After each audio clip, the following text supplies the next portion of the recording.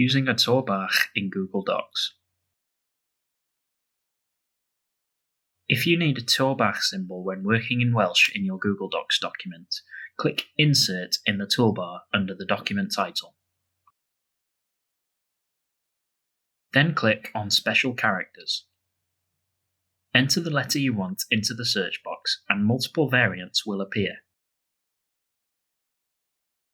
Hover over the options for a clearer view. Then click the option you want and it will be inserted into the document.